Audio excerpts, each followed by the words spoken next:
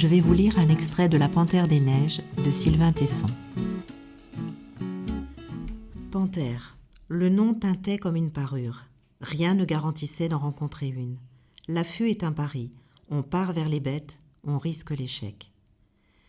Certaines personnes ne s'en formalisent pas et trouvent plaisir dans l'attente. Pour cela, il faut posséder un esprit philosophique porté à l'espérance. Hélas, je n'étais pas de ce genre. Moi, je voulais voir la bête, même si, par correction, je n'avouais pas mes impatiences à Munier. Les panthères des neiges étaient braconnées partout, raison de plus pour faire le voyage. On se porterait au chevet d'un être blessé.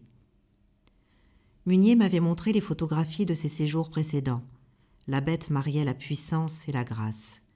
Les reflets électrisaient son pelage, ses pattes s'élargissaient en soucoupe, la queue, surdimensionnée, servait de balancier. Elle s'était adaptée pour peupler des endroits invivables et grimper les falaises. C'était l'esprit de la montagne descendu en visite sur la terre, une vieille occupante que la rage humaine avait fait refluer dans les périphéries. J'associais quelqu'un à l'animal, une femme qui ne viendrait plus nulle part avec moi. C'était une fille des bois, reine des sources, amie des bêtes. Je l'avais aimée, je l'avais perdue. Par une vue de l'esprit infantile et inutile, j'associais son souvenir à un animal inaccessible. Syndrome banal, un être vous manque, le monde prend sa forme.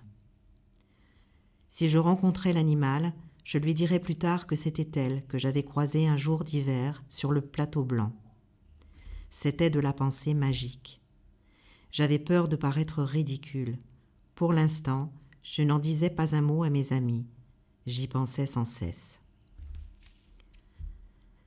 Nous étions au début de février. Pour alléger les bagages, je commis l'erreur de revêtir tout mon équipement de haute montagne. Je montais dans le train de banlieue parisien, en direction de l'aéroport, vêtu de ma veste arctique et de mes bottes de l'armée chinoise modèle longue marche. Dans le wagon occupé par de beaux chevaliers peuls à la triste figure et par un moldovalaque qui s'en prenait à Brahms sur un accordéon, c'était moi qu'on regarda, car mes habits juraient. L'exotisme s'était déplacé. On s'envola. Définition du progrès, donc de la tristesse. Couvrir en 10 heures ce que Marco Polo avait mis 4 ans à parcourir. Très mondain, Munier fit les présentations dans le ciel. Je saluai les 2 amis avec qui j'allais passer un mois. Marie, la fille au corps souple, fiancée de Munier, cinéaste animalière et prise de vie sauvage et de sport rapide, et Léo, aux yeux hypermétropes, à la coiffure désordonnée, à la pensée profonde, donc mutique. Marie avait fait un film sur le loup, un autre sur le lynx, bêtes en sursis. Elle allait tourner un nouveau film sur ses 2 amours, les panthères et Munier. 2 ans auparavant, Léo avait interrompu sa thèse de philosophie pour devenir aide-de-camp de Munier.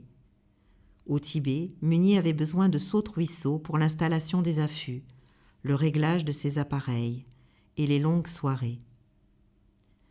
Ne pouvant pas porter des charges à cause d'une colonne vertébrale fragile, n'ayant pas la moindre compétence photographique ni aucune habitude de la piste animale, j'ignorais quel serait mon emploi.